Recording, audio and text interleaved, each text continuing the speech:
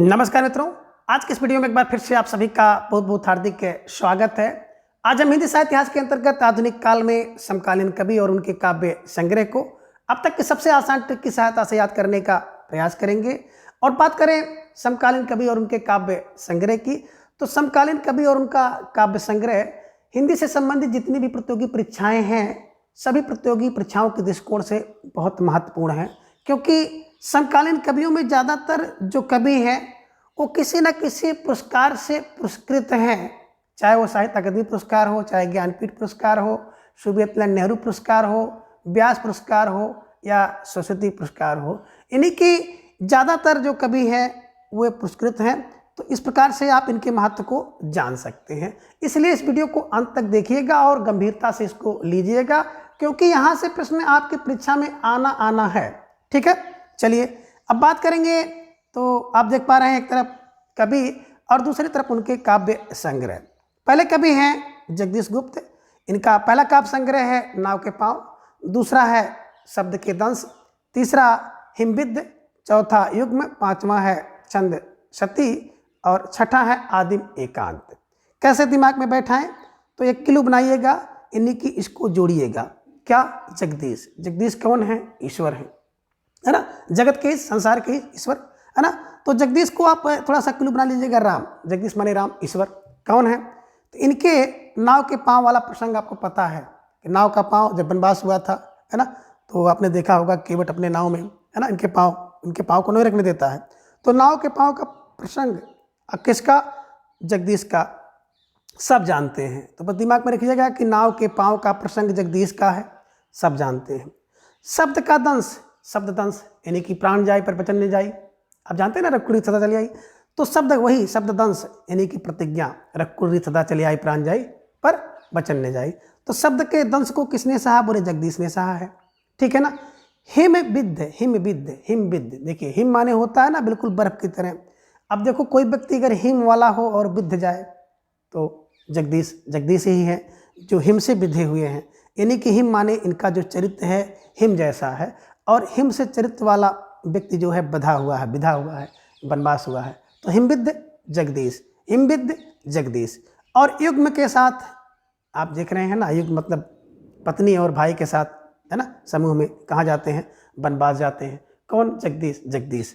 और छंद सती है, तो इसको दस्ती है कर लीजिएगा, यहाँ पे छा कर लीजिएगा, यहाँ पे दस्ती है ना, दस्ती है। छंद सती करिए या दस्ती है, छा दस्ती, छंद दस्ती। तो सदी में, है ना, सदी तक 10 साल तक आपने देखा, 14 साल थे ना, तो छंद सती, ये दिमाग में रखिएगा। और आदिम और एकांत में रहना पड़ता है, किसको? बोले जगदीश को। तो मोटी बात रखिएगा कि जब वनवास हो जाता है तो आदिमानव की तरह और एकांतवास इनको करना पड़ता है। ठीक है ना। और क्या करते हैं? इनको छंद सती का अनुभव होता है। तो मोटी मोटी बातें दिमाग में ये रख लीजिएगा कि कौन? बोले जगदीश। क्या? जगदीश का क्या? बोले नाव के पाँव वाला प्रसंग सब जानते हैं। जगदीश ने क्या किया? शब्द के दंश को झेला है। जगदीश का चरित्र कैसा है? हिमबिद्ध है। जगदीश कैसे हैं? युग में जाते हैं वनवास के समय, और उनको क्या है? छंद सती का अनुभव होता है, और आदिम एकांत की तरह जीवन व्यतीत करते हैं। कौन? जगदीश। तो दिमाग में ऐसे बैठा लीजिएगा कि जगदीश, नाव के पाँव का प्रसंग जगदीश का है, शब्द दंश जगदीश झेलते हैं, हिमबिद्ध जगदीश हैं, युग में जगदीश हैं, छंद सती जगदीश और आदिम एकांत जगदीश। जगदीश फार जगदीश गुप्त। ठीक है, चलिए आगे बात हम लोग करेंगे दुष्यंत कुमार जी का। तो दुष्यंत कुमार जी का काव्य संग्रह है सूर का स्वागत 1957 में, आवाज़ों के घेरे 1963 में, जलते हुए बन का बसंत और साये में धूप 1975 में। ठीक है। अब देखिए सूर का स्वागत और साये में धूप बड़ी महत्वपूर्ण रचना है और 20 बार परीक्षा में पूछी गई है, तो दिमाग में रख लीजिएगा, है ना। अब क्लू बनाइए। दुष्यंत क्या करते हैं? सूर का स्वागत करते हैं। सूर का स्वागत क्या?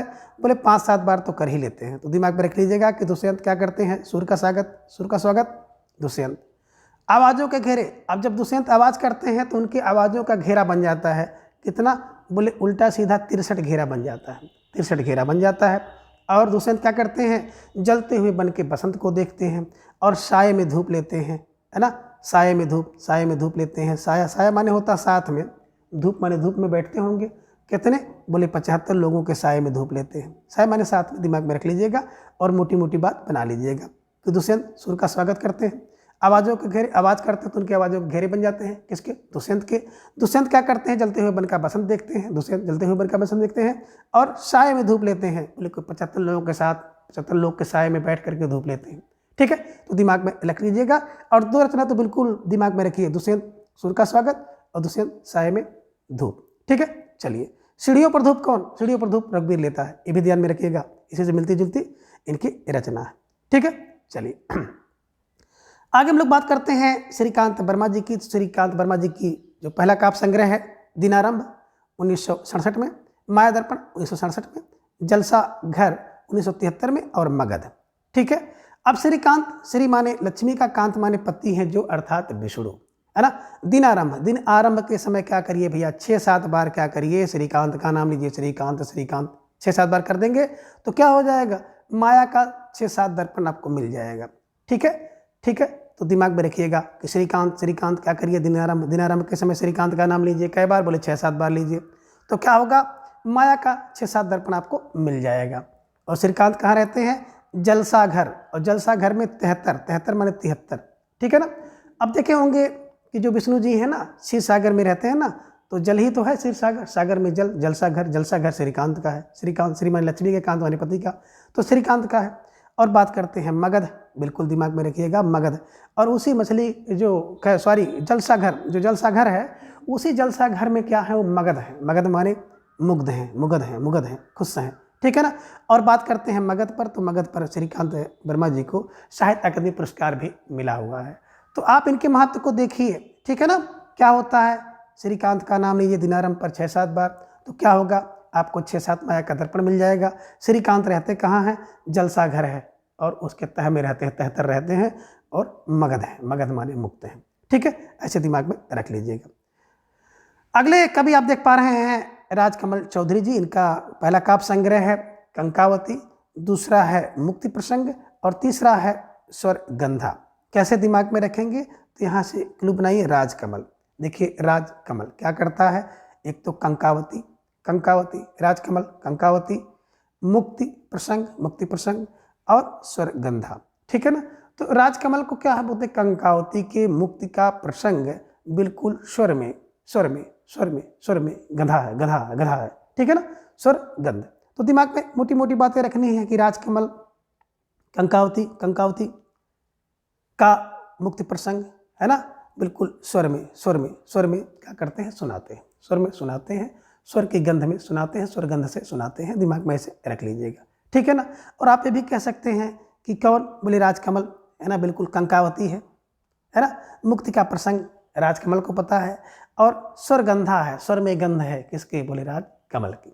तो दिमाग में ऐसे रख लीजिएगा, आसानी से याद हो जाएगा। ठीक है, चलिए आगे आप देख पा रहे हैं रामदरस मिश्र जी को।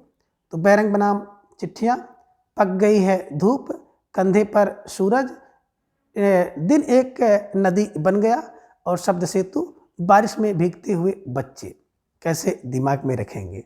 तो देखिए हम लोग बात करते हैं रामदरस मिश्र की। तो रामदरस मिश्र की बात जैसे आएगी तो एक दिमाग में आप लोग रख लीजिएगा, क्या रखेंगे भाई? मोटी बात, राम का दरस के लिए। तो राम के दरस के लिए क्या होता है बताए? राम के दरस के लिए भैया है ना, बैरंग, बिना रंग की और बिना नाम की चिट्ठियाँ आ रही हैं राम के दरस के लिए, है ना। पक गई धूप में कुछ लोग खड़े हैं, पक गए हैं राम के दरस के लिए। कुछ लोग धूप में खड़े पक गए, तो पक गए हैं धूप में कुछ लोग राम के दरस के लिए, है ना। कंधे पर सूरज चढ़ गया है, तो कुछ लोग खड़े हैं कंधे पे सूरज है, लेकिन राम दरस के लिए खड़े हैं, राम का दर्शन के लिए, है ना। नदी, एक दिन बन गया है, बिल्कुल नदी की धारा की तरह लोग बन गए हैं। पूरा दिन भर खड़े हैं, तो दिन ही एक नदी बन गया है राम के दरस के लिए। शब्द के सेतु राम दरस के लिए बन गए हैं, इतने शब्द पढ़ रहे हैं राम दरस के लिए, शब्द के सेतु बन गए हैं।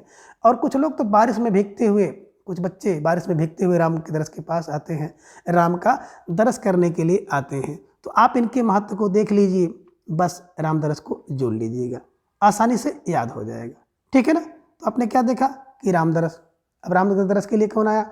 बोले बैरंग, बिना नाम की चिट्ठियाँ आती हैं, धूप में कुछ लोग राम दरस के लिए पक गए हैं, कंधे पर सूरज है फिर भी राम का दरस करना चाह रहे हैं, और दिन एक नदी बन गया राम के दरस के लिए, शब्द के सेतु बन गए राम दरस के लिए, राम के दर्शन के लिए, और बारिश में भीगते हुए बच्चे वहाँ पहुँच रहे हैं राम के दरस के लिए, राम के दर्शन के लिए। ठीक है, चलिए अगले कवि हैं सुदामा पांडे, जिन्हें धूमिल उपनाम से जाना जाता है।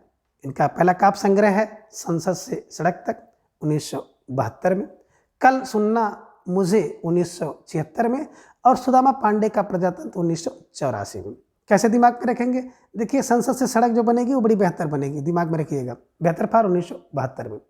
कल सुनना क्या 76 बाद सुनना, कल सुनना 76 बाद, और सुदामा पांडे का प्रजातंत्र और 84। ठीक है, दिमाग में रखिएगा और क्लू बनाइए सुदामा, है ना क्या है?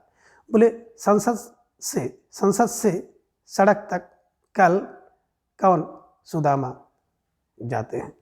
सुदामा पांडे क्या करते हैं? संसद से सड़क तक कल सुदामा पांडे गए, है ना, ऐसे दिमाग में रख लीजिएगा। तो और भी देखेंगे आप तो यहाँ पर सुदामा की बात करते हैं, संसद से सड़क तक, है ना, सुदामा गए। कल सुनना किसको? सुदामा को सुनना। सुदामा पांडे का प्रजातंत्र, तो सुदामा खुद ही है, सुदामा से सुदामा पांडे का प्रजातंत्र आसानी से याद हो जाएगा। और अगर बात करें कि संसद से सड़क तक की तो बेहतर है, संसद की सड़क बेहतर है। ठीक है ना, कल सुनना किसको है? 76 बार सुनना अगर कल गड़बड़ी हुई तो, और सुदामा पांडे का प्रजातंत्र 84। ठीक है, ऐसे दिमाग में रख लीजिएगा। अगले कभी आप देख पा रहे हैं चंद्रकांत देवताले। ठीक है ना, और एक बात यहाँ पर देख रखिए, कल सुनना मुझे, इस पर इन्हें साहित्य अकादमी पुरस्कार भी मिला हुआ है, इस बात का भी ध्यान रखिएगा, कल सुनना मुझे। ठीक है, चलिए चंद्रकांत देवताले की बात करें तो हड्डियों में छिपा ज्वार 1973 में, दीवारों पर खून से 1975 में, लकड़ बग्घा हंस रहा है 1980 में, रोशनी के मैदान की तरफ 1982 में, भूखंड तप रहा है 1982 में, आग हर चीज़ में बताई गई थी 1987 में, पत्थर की बेंच 1996 में, इतनी पत्थर रोशनी 2002 में, और बदला बेहद महंगा सौदा 1995 में, उजाड़ में संग्रहालय 2003 में, और इसके अलावा जहाँ थोड़ा सा सूर्योदय होगा 2008 में, और पत्थर फेंक रहा हूँ 2010 में। अब पत्थर फेंक रहा हूँ 2010 की रचना है, और वर्ष 2012 में इस पर साहित्य अकादमी पुरस्कार भी मिला है, तो इसे भी देख लीजिएगा। और इसे हम लोग वहाँ पर पढ़े हैं, है ना, कि क्या कर रहे हैं, ताल में, यानी कि चंद्रकांत देवताले, ताले को हम लोग ताल में कहें, ताल में पत्थर फेंक रहा है, कब? बोले बार बार, यानी कि 12 में साहित्य अकादमी पुरस्कार मिला है। अब इन सभी रचनाओं को कैसे दिमाग में रखें, तो एक क्लू थोड़ा सा बना लीजिएगा कि यहाँ से आप ले लीजिएगा चंद्रकांत। अब चंद्रकांत देवताले, हड्डियों में छिपा है ज्वार, तो चंद्रकांत की हड्डियों में ज्वार छिपा है, दिमाग में रख लीजिएगा। दीवारों पर खून, यानी कि चंद्रकांत की दीवारों पर खून है। चंद्रकांत क्या करते हैं? लकड़बग्घा को देखकर हंसते हैं, लकड़बग्घा को देखकर हंस रहे हैं, लकड़बग्घा हंस रहा है। ठीक है, रोशनी के मैदान पर, बोले चंद्रकांत जाते हैं। भूखंड तप रहा है, बोले चंद्रकांत से। आग हर चीज़ में बताई थी, किसने? बोले चंद्रकांत ने हर चीज़ में आग बताई थी। और पत्थर की बेंच पर कौन? बोले चंद्रकांत बैठते हैं। ठीक है ना, इतनी पत्थर रोशनी, बोले चंद्रकांत की इतनी पत्थर रोशनी है, और बेहद महंगा सौदा किसका? बोले चंद्रकांत का। तो चंद्रकांत का बेहद महंगा सौदा होता है, और उजाड़ में संग्रहालय किसका? बोले चंद्रकांत का है, तो इसे भी दिमाग में रख लीजिएगा। आगे है जहाँ थोड़ा सा सूर्योदय होगा वहाँ कौन होंगे? बोले वहाँ चंद्रकांत होंगे।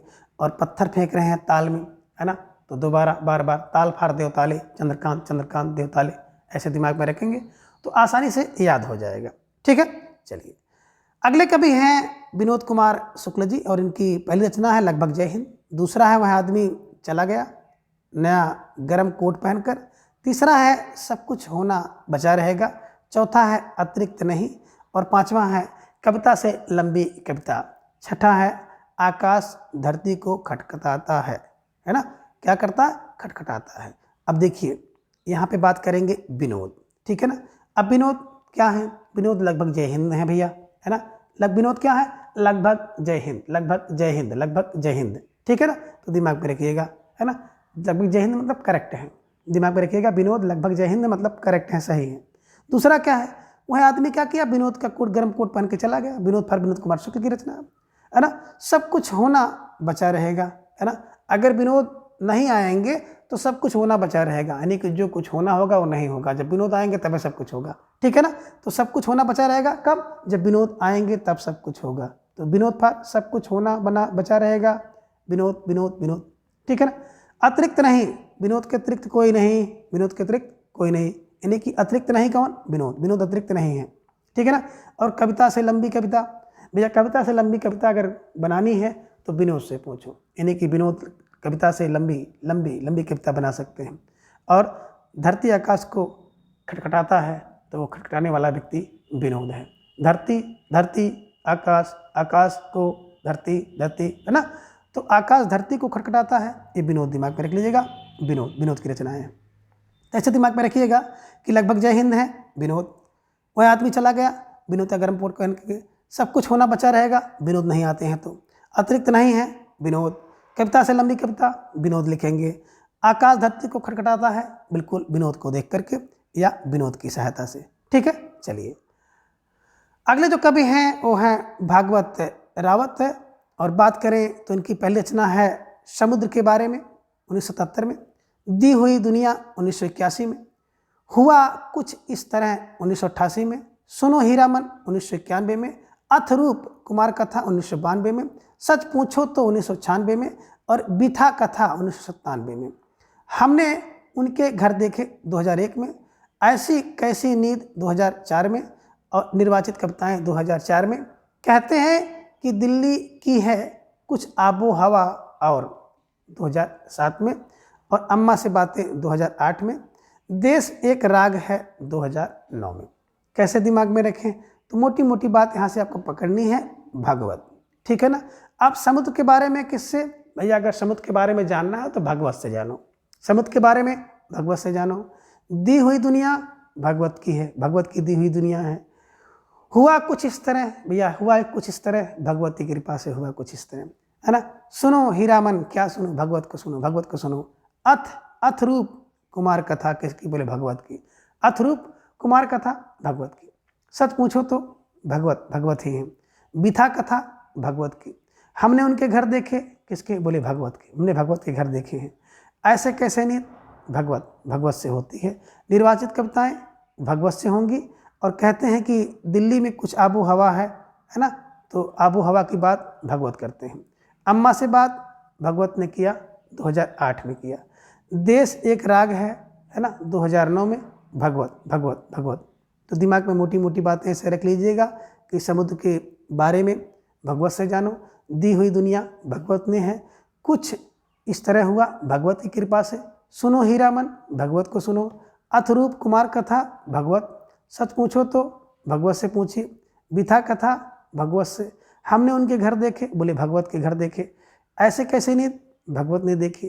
निर्वाचित कविताएं भगवत की हैं। कहते हैं कि दिल्ली की कुछ आबो हवा और है, तो भगवत की। अम्मा से बातें भगवत करते हैं, और देश एक राग है, बिल्कुल भगवत। तो दिमाग में रख लीजिएगा, भगवत को जोड़ लीजिएगा, आसानी से याद हो जाएगा, ठीक है।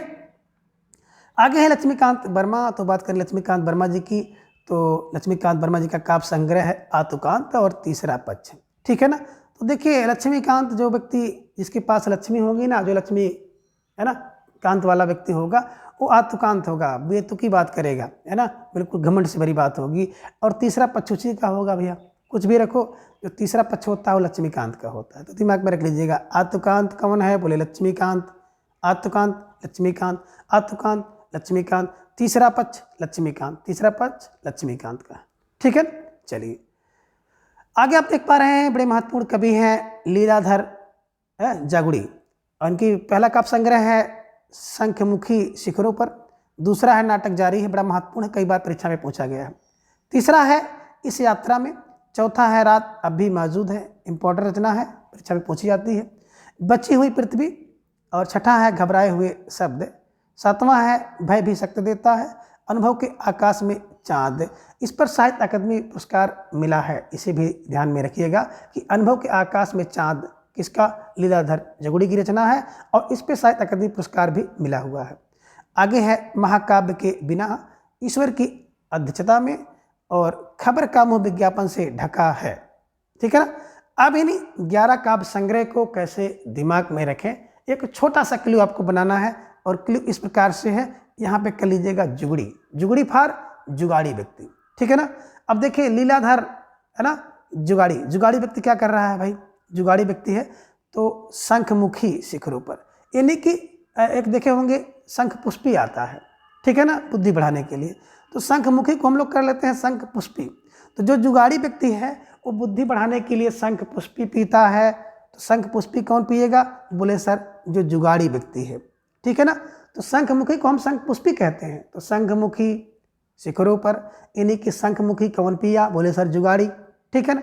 दूसरा नाटक जारी है, जो जुगाड़ वाले व्यक्ति हैं ना वो बिल्कुल नाटक जारी रखते हैं, नाटक किया करते हैं, यहाँ से वहाँ से जुगाड़ कहीं से लग जाए, है ना।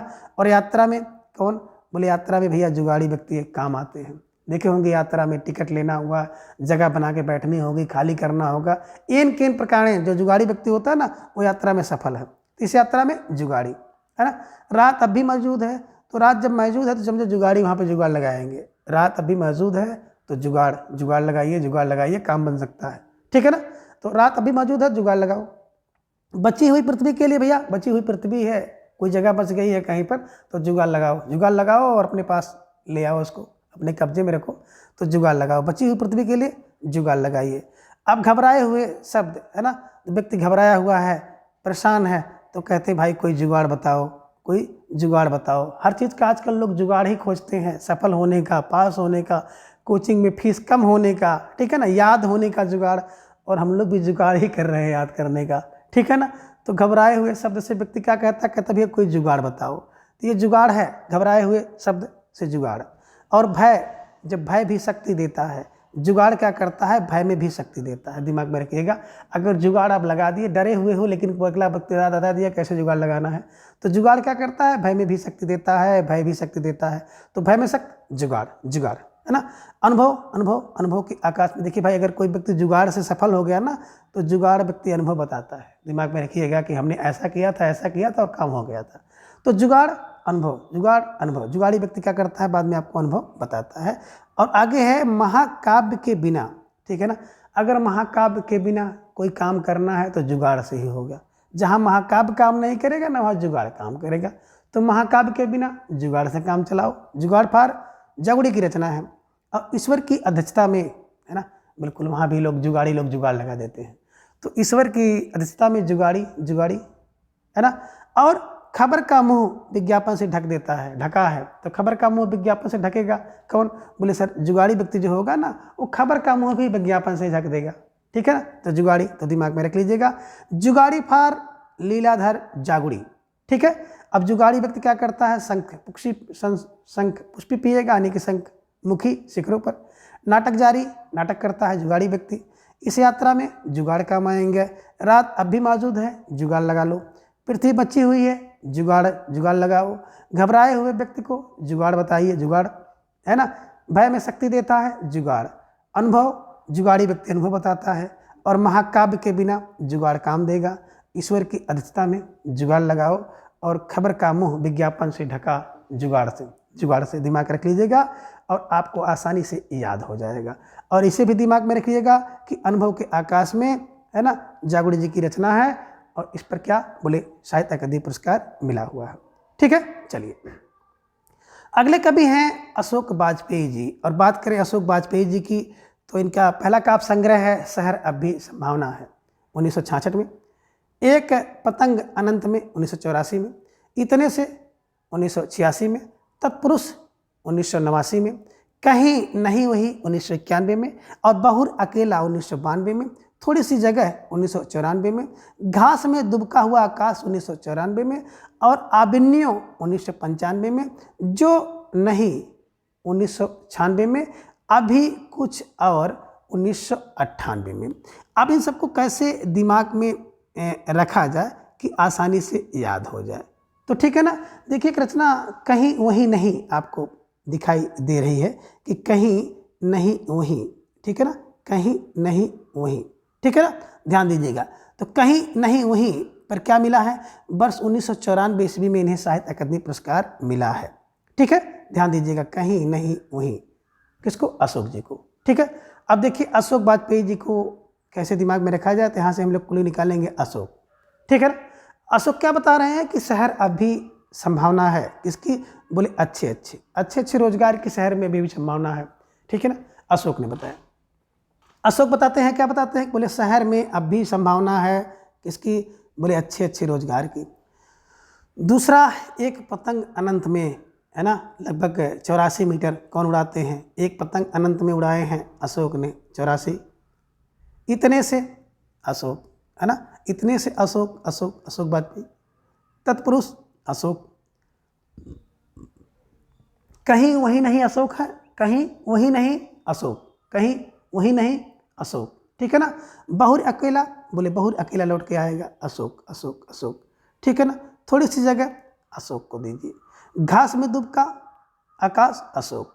अभिन्यों में अशोक, जो नहीं है अशोक में, और अभी कुछ और है, क्या है? अशोक। ठीक है, एक तो एक क्लू बनाइए, और दूसरा एक क्लू आप ये भी ले सकते हैं, अशोक का मतलब होता आ माने नहीं है, शोक माने दुख, जहाँ, इन्हीं की अशोक वाटिका से ले लीजिए। ठीक है ना, तो क्या होता है अशोक वाटिका में जब सीता जी हैं तो क्या कह रहे हैं कि अब भी संभावना है किसके? राम जी के आने की। शहर से राम जी के आने की अशोक वाटिका में अभी भी संभावना है, तो अशोक वाटिका में अभी भी संभावना है आने की। ठीक है ना, एक पतंग अनंत, है ना, उनके मन में अनंत बातें आ रही हैं। ठीक है ना, इतने से, है ना, जो कि अशोक वाटिका है, लेकिन अशोक वाटिका से भी क्या हो रहा है? उनका दुख कम नहीं हो रहा है, वो दुखी ही है। इतने से अशोक का मतलब होता जहाँ कोई शोक ना हो। रावण ऐसी जगह पर सीता जी माता को रखा था, ठीक है ना, कि उनको कोई दुख ना हो, लेकिन इतने से भी सीता जी क्या करती थी? दुखी रहती थी। अशोक माने अशोक, शोक ना हो, जहाँ पर दुख ना हो, फिर भी इतने से भी सीता माता को दुख होता था। तत्पुरुष माने अपने पुरुष राम जी के लिए, है ना, अशोक वाटिका में सीता जी दुखी रहती थी। ठीक है ना, आगे कहीं नहीं वहीं, है ना, कहीं नहीं, बस वहीं अशोक वाटिका के एक वृक्ष के नीचे रहती थी अशोक वाटिका में, कहीं नहीं वहीं अशोक वाटिका में। कहाँ? अशोक वाटिका में है भैया सीता, और बहुर अकेला, एकदम बिल्कुल अकेली सी रह रही, बहुत अकेली। कहाँ? अशोक वाटिका में। ठीक है ना, और थोड़ी सी जगह देख ही रहे हैं, है ना, थोड़ी सी जगह वहीं पर मिली है, कहीं नहीं है वहीं है अशोक वाटिका में, बहुत अकेली है अशोक वाटिका में, थोड़ी सी जगह है अशोक वाटिका में, और घास में दुबकी हुई है, बिल्कुल, है ना, और घास रावण को दिखाते भी हैं, तो घास में दुबकी हुई है कौन? अशोक वाटिका में। कौन? भैया सीता, दिमाग में रखिएगा। और आबिन्यो, है ना, आबिन्यो माने विनय कर रही है अशोक वाटिका में, है ना, और जो नहीं है ना, वहाँ पर कोई नहीं है, जो नहीं है, कोई नहीं है अशोक वाटिका में, है ना, तो जो जहाँ पर क्या है? शोक नहीं है, वहाँ पर भी मैया जी शोक कर रही हैं, जो नहीं है वो भी कर रही हैं, और अभी कुछ और, है ना, अभी कुछ और दिन का टाइम इंतजार करते हैं, है ना, कि हो सकता है कभी कुछ और टाइम लगे, अशोक वाटिका से राम जी आएँ और ले जाएं। तो मोटा माटी दिमाग में रखिएगा, है ना, कि अशोक वाटिका में, है ना, अब भी संभावना करती हैं माता रानी। ठीक है ना, एक पतंग की तरह अनंत मन में उनमें उड़ रहे हैं, है ना, अशोक वाटिका में कोई शोक नहीं है, फिर भी इतने से भी वो दुखी हैं, है ना, तत्पुरुष अपने राम जी के लिए, अपने पुरुष के लिए, है ना, कहीं नहीं वहीं अशोक वाटिका में, बहुत अकेली है अशोक वाटिका में, थोड़ी सी जगह है अशोक वाटिका में, घास में दुबकी है और घास दिखाती है रावण को अशोक वाटिका में, अभिनय करती हैं विनय करती हैं अशोक वाटिका में, जो नहीं है, कोई नहीं है, जो नहीं है वो भी, है ना, अशोक वाटिका में शोक नहीं है, वो भी फिर भी शोक है इनको। ठीक है ना, जो नहीं है अशोक वाटिका में, और अभी कुछ दिन और रहना है अशोक वाटिका में, ऐसा वो सोच रही हैं। ठीक है ना, अशोक वाटिका फार अशोक वाजपेयी को जोड़ लीजिएगा और कोशिश करिएगा कि आसानी से याद हो जाए, तो मुझे लग रहा है कि थोड़ा बहुत आपको फायदा जरूर होगा। ठीक है, चलिए आगे हैं इब्रार रब्बी, खांसती हुई नदी 1969 में, घोषणा पत्र 1981 में, और लोग बाग 1985 में, वर्षा में भीगकर वर्ष 2000 में। अब कैसे दिमाग में रखें, तो मोटा सा क्लू बनाना है कि इब्बार क्या है? खांसती हुई, ठीक है ना, नदी से क्या करती है? घोषणा पत्र को लेकर के लोग बाग के साथ वर्षा में भीगकर आती है। दिमाग में रख लीजिएगा, कोई क्या है? कोई इब्बार है ना, इब्बार या रब्बी कर लीजिए। इब्बार रब्बी क्या करती है? खांसती हुई नदी के पास से घोषणा पत्र को लेकर लोग बाग के साथ वर्षा में भीग करके आती है। ठीक है ना। किसको लेकर आएगी भाई, घोषणा पत्र को लेकर आ रही हैं। ठीक है, आगे है लीलाधर मंडलोई। अभी इसके पहले आपने देखा था लीलाधर जगुड़ी, ठीक है ना। तो यहाँ पे कौन है, लीलाधर मंडलोई, ठीक है ना। घर घर घूमा, बिल्कुल। दूसरा है रात बिरात। तीसरा है मगर एक आवाज, काल बांका तिरछा, देखा अदेखो, ठीक है ना, देखा अदेखो। क्षमा याचना, उपस्थित है समुद्र, ये बदमस्ती तो होगी, मन बेपरवाह, लिखे में दुख, और एक बहुत कोमल तान। कैसे दिमाग में सबको रखें। तो देखिए यहाँ से आप क्लू में लीजिएगा कि लीलाधर, लीलाधर माने लीला को धारण करने वाला, लीला करने वाला। क्या करता है भाई, देखो जो लीला करता है, लीला धारण करने वाला है व्यक्ति, वो घर घर घूमता है, घर घर घूमा। कौन, लीलाधर, लीलाधर लीला करते घर घर घूमा, ठीक है ना। कब कब, बोले रात बिरात, रात बिरात। कौन, लीलाधर, लीलाधर घर घर घूमा, रात बिरात घूमा, ठीक है। मगर एक आवाज़, ठीक है ना, मगर एक आवाज़ उसकी है जिससे पहचान में आ जाती है। मगर एक आवाज़ लीलाधर की, लीलाधर की एक आवाज़, ठीक है। काल बांका तिरछा, काल का बांका लीलाधर, काल का बांका लीलाधर। देखो अदेखो, बहुत से, देखो देखो किसको बोले, लीलाधर को, देखो देखो, ठीक है ना। देखो देखो देखो देखो किसको बोले, लीलाधर को। क्षमा याचना, अब पकड़ा गया तो क्या होता है भैया, देख लिया, किसी ने देख लिया तो क्या हुआ, क्षमा याचना मांगता है। कौन, बोले लीलाधर, है ना। कह रहे हम तो मजाक कर रहे थे, ऐसा कर रहे थे। उपस्थित है कौन, बोले लीलाधर, कहाँ, बोले समुद्र के पास, है ना। ये बदमस्ती कौन, किसने की, तो ये बदमस्ती तो होगी भैया लीलाधर की। ये भी बदमस्ती किसकी है, लीलाधर की है। अब मन बेपरवाह है, किसका, बोले लीलाधर का मन बेपरवाह है। अब आगे लिखे में दुख, लिखे में दुख है किसके, बोले लीलाधर के लिखने में दुख है। और एक बहुत कोमल तान है किसकी, बोले लीलाधर की है। तो इसे भी दिमाग में बैठाइएगा। तो कौन, बोले सर लीलाधर क्या है, घर घर घूमा। लीलाधर घर घर घूमा, कब घूमा, बोले रात बिरात घूमा।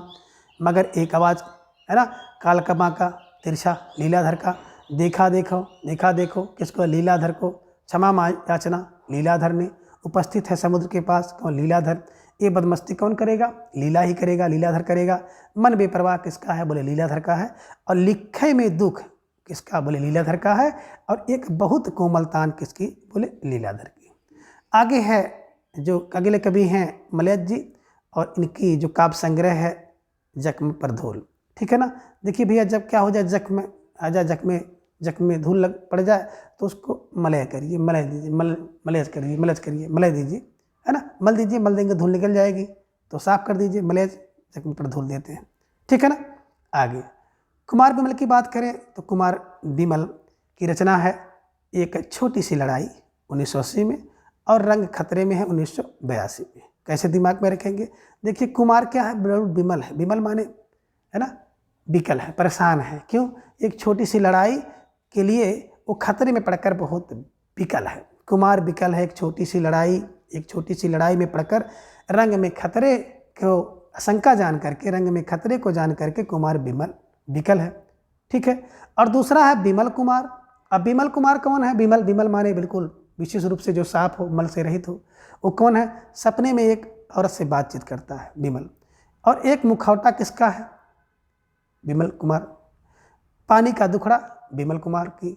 तो अब इनको कैसे दिमाग में बैठाएं कि बिमल कुमार का सपने में एक औरत से बातचीत, यह मुखौटा किसका, और पानी का दुखड़ा, ठीक है ना। तो देखिए बिमल कुमार क्या करते हैं, सपने में एक औरत से बातचीत करते हुए पूछते हैं कि यह मुखौटा किसका है और पानी का दुखड़ा किसका है, ठीक है ना। यह मुखड़ा किसका है, पानी का दुखड़ा किसका है, सपने में एक औरत से बोले कुमार बिमल बात करते हैं, ठीक है।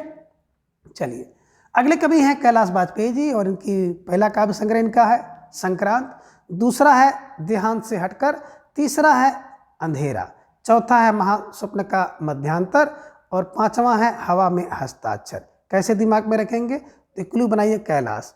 अब कैलाश संक्रांत में कैलाश, देहांत से हटकर कैलाश, तीसरा अंधेरा कैलाश का, महास्वप्न कैलाश का, और हवा में हस्ताक्षर ना करो कैलाश, यानी कि 2009 में इस पर साहित्य अकादमी पुरस्कार मिला है। तो ध्यान में रखिएगा कि हवा में हस्ताक्षर कैलाश हवा में हस्ताक्षर नो माने नहीं, 2009 में इस पर मिला है। क्या मिला है? साहित्य अकादमी पुरस्कार मिला हुआ है। तो दिमाग में रखिएगा कि संक्रांति किसकी होती है? बोले कैलाश की संक्रांति होती है। देहांत से हटकर अगर बात करें तो कैलाश जी की बात करिए। तीसरा अंधेरा, अंधेरा दूर कर देंगे तीसरे नेत्र से कौन? बोले कैलाश दूर करेंगे। अब महास्वप्न, क्योंकि महाकाल है कैलाश तो महास्वप्न है ना, हवा में हस्ताक्षर ना करो कैलाश, ऐसे दिमाग में रख लीजिएगा, आसानी से बैठ जाएगा। आगे हैं सौमित्र मोहन। बात करें तो इनकी पहला काव्य संग्रह है लुकमान अली, दूसरा है निषेध, तीसरा है पहचान, चौथा है चाकू से खेलते हुए। अब कैसे दिमाग में बैठा है? तो यहाँ पे एक क्लू बनाइएगा। सौमित्र मोहन क्या करते हैं? लुकमान अली का निषेध कर देते हैं, पहचान करके चाकू से खेलते हुए, है ना। तो देखिए कोई व्यक्ति क्या है, सौमित्र मोहन है, वो क्या करते हैं? बिल्कुल लुकमान है, बिल्कुल लुक उनका ठीक ठाक है तो लुकमान हो गए। निषेध है, तमाम बातों का निषेध उनको है ना। पहचान छिपा के चलते हैं कौन? और चाकू से खेलते हैं कौन? सौमित्र मोहन। तो दिमाग में रख लीजिएगा, है ना। लुकमान, निषेध है, लुकमान है, सौमित्र क्या है? बिल्कुल लुकमान है और निषेध है, पहचान, उनकी पहचान निषेध है, चाकू से खेलते हैं कौन? सौमित्र मोहन। कभी हैं वीरेंद्र डंगवाल, इनका काव्य संग्रह है इसी दुनिया में, वर्ष 1991 में, ठीक है ना। तो दिमाग में रख लीजिएगा वीरेंद्र डंगवाल इसी दुनिया में, ठीक है ना। कब? बोले 91 में आए, ऐसे दिमाग में रख लीजिएगा। और वीरेंद्र डंगवाल जी की बात करें तो वर्ष 2004 में इनका एक काव्य कृति है दुष्टक में सृष्टा, जिस पर साहित्य अकादमी पुरस्कार मिला है, तो ध्यान में रख लीजिएगा, कभी कभी प्रश्न परीक्षा में पूछ लिया जाता है। आगे हैं राजेश जोशी, और बात करें राजेश जोशी की तो इनकी पहली जो काव्य संग्रह है समर गाथा, एक लंबी कविता है। एक दिन बोलेंगे पेड़, दूसरा, तीसरा है मिट्टी का चेहरा, चौथा है नेपथ्य में हंसी, और पांचवा है दो पंक्तियों के बीच में, और छठा है चांद की बर्तनी। अब इन सबको कैसे दिमाग में रखें? तो देखिए जो व्यक्ति जोशी है वो क्या करेगा? बिल्कुल समर की गाथा गाएगा। समर गाथा राजेश जोशी जोश में समर गाथा गाते हैं। और जोश अगर आ जाएगा तो एक दिन पेड़ भी बोलेंगे। पेड़ का मतलब है कि ऐसे व्यक्ति जो बिल्कुल सीधा सपाट खड़े हैं, कुछ बोलना ना डोलना, पेड़ की तरह जड़वत हैं, तो अगर जोश कोई भर दे, यानी कि राजेश जोश भर देंगे, तो एक दिन पेड़ भी बोलने लगेंगे। और मिट्टी का चेहरा, बिल्कुल एकदम जोश से मिट्टी का चेहरा खिल जाएगा। और क्या होता है? जोश से नेपथ्य में हंसी आती है, और दो पंक्तियां बीच में पढ़ लीजिए, किसकी? राजेश की, तो जोश आ जाएगा, और चांद की बर्तनी देख करके जोश आ जाएगा, ठीक है ना। अब बात करें दो पंक्तियों के बीच में जो राजेश जोशी जी की कृति है, काव्य संग्रह है, इस पर इन्हें साहित्य अकादमी पुरस्कार मिला हुआ है, ठीक है ना। इसे भी दिमाग में रख लीजिएगा, कभी कभी प्रश्न यहाँ से बन जाता है, ठीक है ना। वर्ष 2002 में मिला है, इसका भी ध्यान में रखिएगा, ठीक है।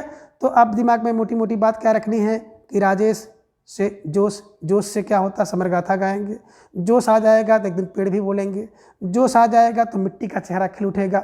जोश आ जाएगा तो नेपथ्य में भी हंसी होगी। और जोश आ जाएगा किसकी? दो पंक्तियों बीच से कोई बोल दे तो जोश आ जाता है। और चांद की बर्तनी बिल्कुल याद आ जाएगी जोश से। मंगलेश डाबराल, अब बात करें मंगलेश डाबराल जी की, तो मंगलेश डाबराल जी एक बड़े महत्वपूर्ण कवि हैं, और इनका काव्य संग्रह है जिनमें पहला आप देख पा रहे हैं पहाड़ पर लालटेन, कई बार परीक्षा में पूछा गया है। दूसरा है घर का रास्ता, तीसरा है हम जो देखते हैं। इस पर वर्ष 2000 में मंगलेश डाबराल जी को साहित्य अकादमी पुरस्कार भी मिला हुआ है, तो आप इनके महत्व को जान सकते हैं। आगे है आवाज़ भी एक जगह है, और पांचवा काव्य संग्रह है मुझे दिखा एक मनुष्य। कैसे दिमाग में बैठाया जाए? तो एक मोटा मोटा यहाँ पे क्लू निकालेंगे हम लोग मंगलेश को, है ना। तो एक कल्पना कर लीजिएगा कोई मंगलेश आपके परिचय के व्यक्ति हैं, ठीक है ना। अब क्या करते हैं? पहाड़ पर लालटेन लेके चढ़ गए। तो मंगलेश क्या हुआ? बोले सर मंगलेश तो पहाड़ पे लालटेन लेके चढ़ गए। अब पहाड़ पे लालटेन लेके चढ़ गए हैं तो वहाँ से क्या कर रहे हैं? घर का रास्ता ढूंढ रहे हैं। क्या कर रहे हैं? घर का रास्ता ढूंढ रहे हैं। और हम जो देखते हैं, और जब हम लोग उनको देखते हैं तो क्या करते हैं? आवाज़ भी एक जगह है, तो हम लोग भी एक आवाज़ करते हैं कि मंगलेश वहाँ क्या कर रहे हो, ठीक है ना। तभी क्या हो जाता है? मुझे दिखा एक मनुष्य। तभी मुझे या हमें, हम सबको क्या हो जाता है? एक मनुष्य दिखाई देता है। तो मोटा मोटा ही क्लू बना लीजिएगा कि मंगलेश क्या करते हैं? पहाड़ पर चढ़ करके घर का रास्ता देखते हैं। तो पहाड़ पे चढ़ते हैं लालटेन लेकर के, घर का रास्ता ढूंढते हैं, हम उन्हें देखते हैं तो हम लोग क्या करते हैं, आवाज़ करते हैं और फिर क्या हो जाता है कि हमें एक मनुष्य दिखाई देता है, मुझे है ना दिखा एक मनुष्य। ऐसे मोटा मोटा क्लू बना लीजिएगा, आसानी से याद हो जाएगा कि मंगलेश पहाड़ पर लालटेन लेकर चढ़ जाते हैं, घर का रास्ता ढूंढते हैं और हम जो उनको आवाज़ हम लोग देखते हैं तो हम लोग उनको आवाज़ करते हैं, आवाज़ करने पर मुझे एक मनुष्य दिखाई देता है। ऐसे मोटा मोटा क्लू रखेंगे तो आसानी से याद हो जाएगा। अगर परीक्षा में प्रश्न पूछा गया तो आप सही विकल्प आसानी से चयन कर सकेंगे। ठीक है, चलिए अगले जो कवि हैं नारायण जैन जी, और इनकी पहला काव्य संग्रह इनका है दरवाज़ा खुलता है, दूसरा है तोता के लिए कविताएं, तीसरा है यह मैं हूँ पत्थर, और चौथा है उदाहरण के लिए, पांचवा है सराय में कुछ दिन, छठा है काला सफ़ेद में प्रविष्ट होता है, और आगे है चौराहे पर लोहार। तो कैसे दिमाग में बैठा है, तो देखिए कोई नरेंद्र जैन है। अब नारायण जैन के लिए क्या हो जाता है, दरवाज़ा खुलता है ना। तो नरेंद्र जब भी आते हैं दरवाज़ा उनके लिए खुल जाता है। अब दरवाज़ा खुल जाता है तो क्या करते हैं वो तोता के लिए कविता कर देते हैं, तोता के लिए कविता करते हैं। मतलब कोई नरेंद्र नाम का व्यक्ति है जो डेली आता है, जैसे आते हैं दरवाज़ा खुल जाता है, दरवाज़ा खुलता है तो तोते के लिए कविता करते हैं और वो कहते हैं कि यह मैं हूँ, है ना पत्थर, यह मैं पत्थर वाला इंसान हूँ जो क्या करता हूँ, उदाहरण के लिए, ठीक है ना, सराय में कुछ दिन आता हूँ और काला को सफ़ेद में प्रविष्ट कर देता हूँ, इसके बाद चौराहे पर जा कर के लोहार से मिलता हूँ। तो मोटी मोटी बात ऐसे रखिएगा क्या कि कोई नारेंद्र हैं, जब जब नारेंद्र आएंगे तब तब दरवाज़ा खुलता है, तो जब जब नारेंद्र तब तब दरवाज़ा खुलता है, तब तब क्या करते हैं, तोता के लिए कविता करते हैं, और क्या कहते हैं, तब तब कहते हैं, जब जब आएंगे तब कहेंगे यह मैं हूँ पत्थर, यह मैं पत्थर हूँ, उदाहरण के लिए जो सराय में कुछ दिन रहता हूँ और काला में सफ़ेद को प्रविष्ट कर देता हूँ और चौराहे पे जाके लोहार से मिलता हूँ। कौन कहता है, बोले सर नरेंद्र जैन कहता है। ठीक है, तो ये दिमाग में रख लीजिएगा कि नारायण जैन जब जब आते हैं तब तब दरवाज़ा खुल जाता है, तब तब क्या करते हैं, तोता के लिए कविताएं करते हैं, और तब तब कहते हैं मैं हूँ पत्थर, मैं हूँ पत्थर, उदाहरण के लिए, है ना, और सराय में कुछ दिन रहते हैं, इसके बाद काला को सफ़ेद में प्रविष्ट कराते हैं, फिर चौराहे पे जाकर के लोहार से मिल जाते हैं। ये दिमाग में रख लीजिएगा। और कभी कभी आप ऐसे भी क्लू बना सकते हो क्या कि दरवाज़ा खुलता है नारायण जैन के लिए, है ना, तोते के लिए कविता कौन करता है, नारायण जैन करते हैं, यह मैं हूँ पत्थर, यह मैं हूँ पत्थर, यह मैं हूँ पत्थर, नारायण जैन कहते हैं। जैन वाले वैसे भी पत्थर होते हैं, दिमाग में रख लीजिएगा, मोटा मोटा क्लू दिमाग में बैठा लीजिएगा। उदाहरण के लिए नारायण जैन, उदाहरण के लिए नारायण जैन को रखिए। सराय में कुछ दिन रखना है किसको, नारायण जैन को, सराय में कुछ दिन रहेंगे, और काला सफ़ेद प्रविष्ट कौन कराता है, बोले नारायण जैन कराते हैं। चौराहे पर लोहार कौन, बोले नारायण जैन लोहार चौराहे पर है। ठीक है, तो ऐसे जैसे भी दिमाग में बैठ जाए बैठाने की कोशिश करिएगा, क्योंकि आपका उद्देश्य, हमारा उद्देश्य केवल प्रश्न को सही करना है। ठीक है, चलिए अगले जो कवि आप देख पा रहे हैं ऋतुराज, और इनका एकमात्र काव्य संग्रह आप देख पा रहे हैं एक मरण धर्मा और अन्य। ठीक है ना, देखिए एक ऋतु आती है तो कहते बोले ऋतु है, कौन सी ऋतु है, एक मरण धर्मा और अन्य। ठीक है ना, तो कोई ऋतु आती है, ऋतुराज क्या है, एक मरण धर्मा व्यक्ति है, मरण धर्मा माने मरने के सन्निकट है, मरणासन कंडीशन में है, तो इसे दिमाग में रख लीजिएगा कि कोई ऋतुराज हैं जो क्या है, एक मरणधर्मा है, एक मरणधर्मा व्यक्ति हैं, मरने के कगार पर हैं, और अन्य भी कुछ लोग होंगे, ऐसे दिमाग में रख लीजिएगा। और ये भी आप लोग बना सकते हैं कि एक ऋतु है जिसमें क्या होता है, लोग मरणधर्मा एक ऋतु है, मरणधर्मा एक ऋतु है ना, जिसमें बहुत से लोग मरते हैं। खासतौर से ठंडी की बात करें तो जितने बुजुर्ग लोग होते हैं वो ठंडी में, लोग कहते हैं कि ठंडी संभल जाए तो समझिए बच गए, और ठंडी में फंस गए तो चले गए। ठीक है ना, तो ऐसा कुछ हम लोग दिमाग में रख लीजिएगा। ऋतु एक होती है जो एक मरणधर्मा और अन्य। ठीक है, इनका काव्य संग्रह है। आगे आप देख पा रहे हैं बड़े महत्वपूर्ण जो कवि हैं मदन कश्यप जी, इनका पहला काव्य संग्रह है लेकिन उदास है पृथ्वी 1992 में, दूसरा है नीम रोशनी में 2000 में, और कुरूज 2006 में। कैसे दिमाग में रखेंगे, तो यहाँ पे करिए मदन माने मन भी होता है, मदन कामदेव को भी आप कहते हैं, तो यहाँ पे मदन माने मन से जोड़िए इसको, मन क्या है ना, लेकिन उदास है पृथ्वी, है ना। अब मन से क्या है, बोले पृथ्वी उदास है, मदन से लेकिन उदास है पृथ्वी। देखिए मदन है व्यक्ति, मदन है लेकिन फिर भी क्या है, पृथ्वी से उदास है। नीम रोशनी में बिल्कुल। नीम की रोशनी में क्या हो लाभ व्यक्ति, बिल्कुल मदन है। और क्रूज में भी व्यक्ति मदन है। तो दिमाग में रख लीजिएगा कि कोई जो मदन है वो क्या है, वो उदास है पृथ्वी, है ना, लेकिन उदास है पृथ्वी के लिए। मदन लेकिन उदास है पृथ्वी के लिए। नीम की रोशनी पड़ने पर भी वो उदास है ना। आगे क्या है, क्रूज है। तो इसे दिमाग में रख लीजिएगा। और आप ये भी कह सकते हैं कि मदन क्या है भैया, लेकिन उदास है पृथ्वी के लिए।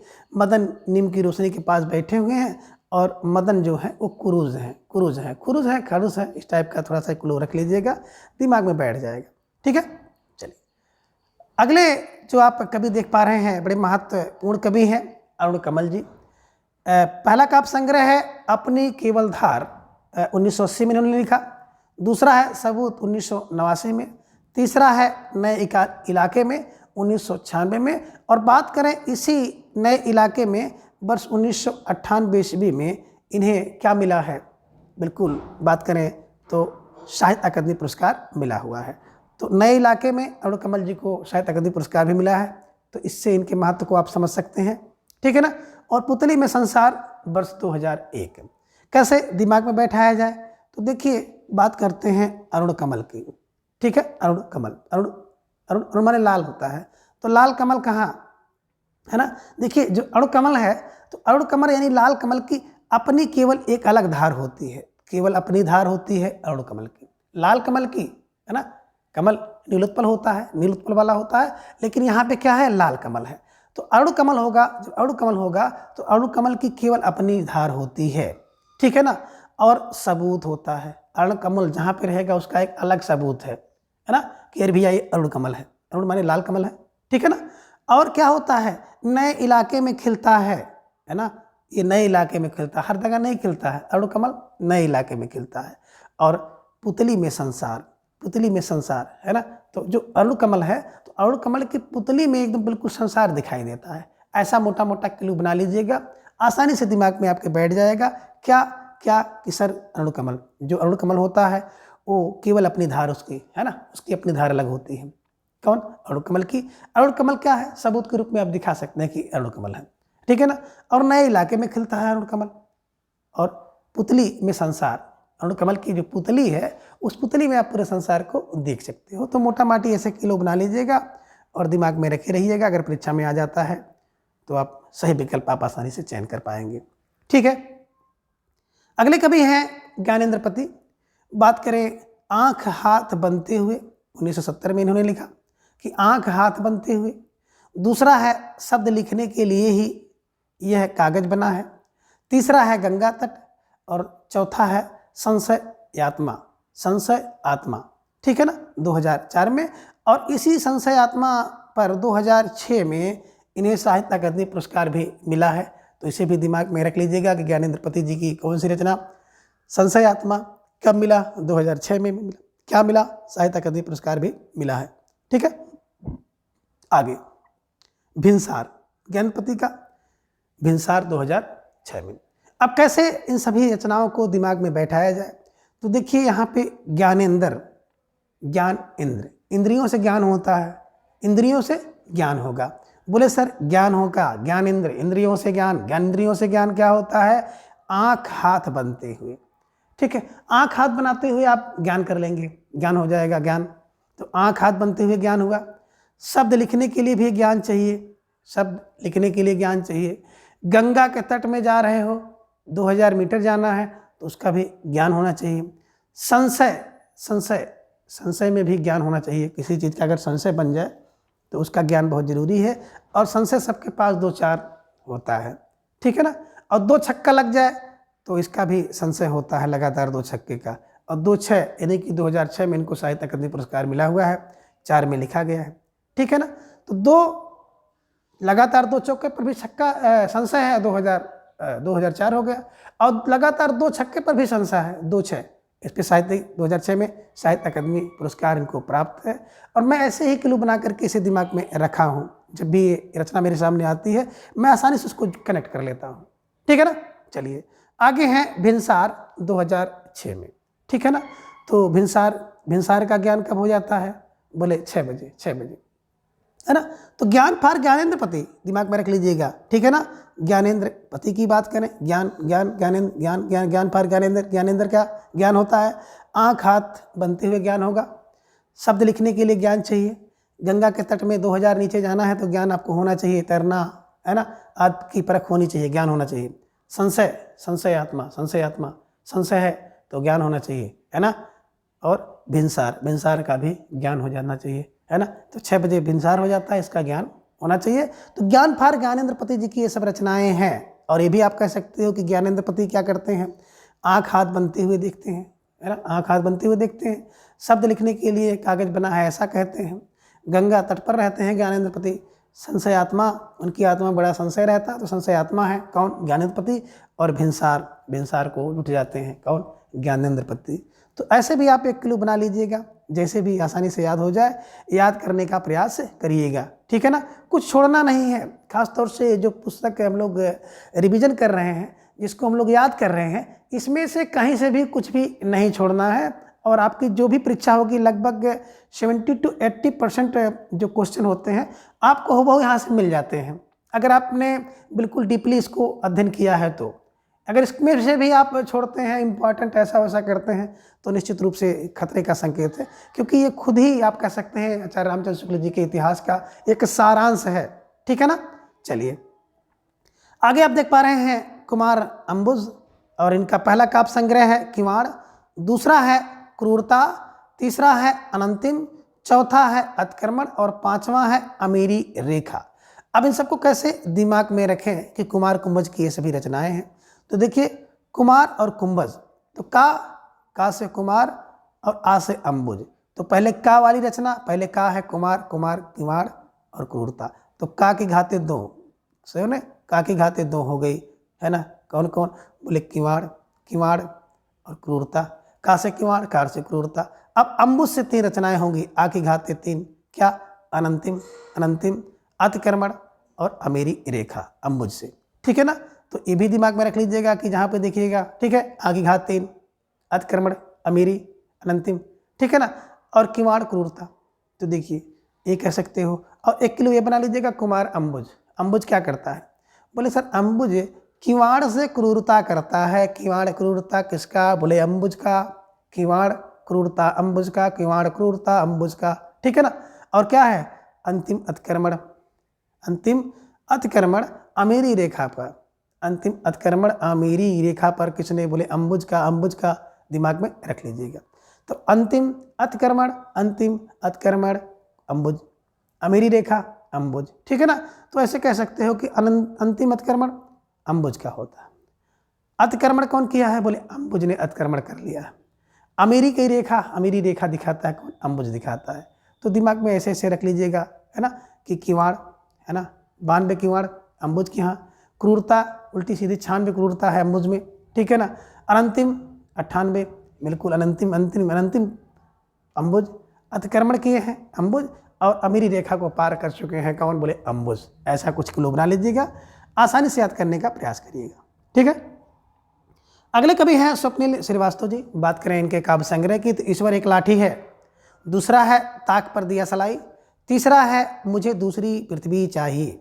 कैसे दिमाग में बैठाएंगे, देखिए स्वप्निल माने स्वप्न में कोई व्यक्ति नील है ना, स्वप्न में लीन है, स्वप्न में लगा हुआ है, स्वप्न देखते हैं क्या, बोले ये सब लोग स्वप्न देखते हैं और दूसरे को दिखाते भी हैं। स्वप्निल है कि ईश्वर के पास एक लाठी है, यानी कि ईश्वर अगर जिसको कोई सजा नहीं देगा उसके ईश्वर सजा देगा, है ना। क्यों, क्योंकि ईश्वर के पास एक लाठी है, उसकी लाठी बिल्कुल कुछ बोलती नहीं है। तो दिमाग में रख लीजिएगा कि ईश्वर के पास एक लाठी है, यह स्वप्निल है, मतलब कह सकते हैं आप स्वप्न है या कल्पना है, ठीक है ना। ताक पर दिया सलाई, है ना, तो ताक पर दिया सलाई है, ये भी एक स्वप्निल है। कल्पना करिए कि ताक पर दिया सलाई रखी हुई है, तो ये स्वप्निल है। स्वप्निल है, केवल एक स्वप्न है, वास्तविकता है कि नहीं है, क्लियर नहीं है। और मुझे दूसरी पृथ्वी चाहिए। अब दूसरी पृथ्वी चाहिए, दूसरी पृथ्वी है कि नहीं है, यह एक स्वप्निल है, ठीक है ना।